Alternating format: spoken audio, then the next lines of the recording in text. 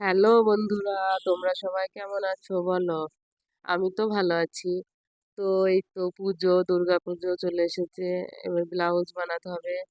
তো শাড়ির পাড় লাগানো, এই ব্লাউজগুলো বানিয়ে নিই।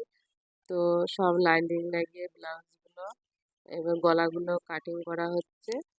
তো কটা ব্লাউজ আছে, গলা কাটা হচ্ছে, আমাকে একটু জানাবে, হ্যাঁ? আর বলো, তোমরা কেমন আছো? আর এই যে ব্লাউজগুলো দেখো, সত্যি খুব সুন্দর। যেমন শাড়িগুলো সুন্দর, সেরকম ব্লাউজগুলো সুন্দর। শাড়ি শাড়িগুলো তো সুন্দর আছেই, আর শাড়ির সাথে যে ব্লাউজের পিসটা থাকে, ওই ব্লাউজের পিস দিয়ে ওই ব্লাউজটা বানালে, ওই শাড়িটা পরলে শাড়িটা সুন্দর লাগে দেখতে।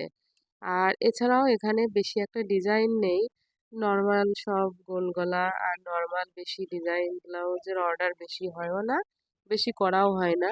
আর বেশিরভাগই নর্মাল, আর নর্মাল ব্লাউজগুলো সব সময় সব জায়গায় পরা যায়। বেশি ডিজাইন যেন কোথাও একটা পরে গেলে কেমন একটা, মানে সব জায়গায় মানায় না আর কি। আর এই গোল গলাটা ঠিক আছে, কোনো ব্যাপার না, সব জায়গায়ই চলে। তো যাই হোক, এই যে ব্লাউজটা দেখো কত সুন্দর, কালারটাও খুবই সুন্দর। আর এছাড়াও এই যে একটা ব্লাউজ, এটাও দেখো কালারটাও খুবই সুন্দর। মানে ব্লাউজের পিসগুলো সত্যিই অসাধারণ, খুবই সুন্দর। আর এই যে একটা দেখো, এটাও খুবই সুন্দর, এটা কাটা হয়ে গেছে। তো দোকানে কাজ করার পরে দোকান ঘরটাও খুবই নোংরা হয়ে থাকে, ওই জন্য পরিষ্কার করতে হবে, সব সময় হাতে পায়ে বাঁধে।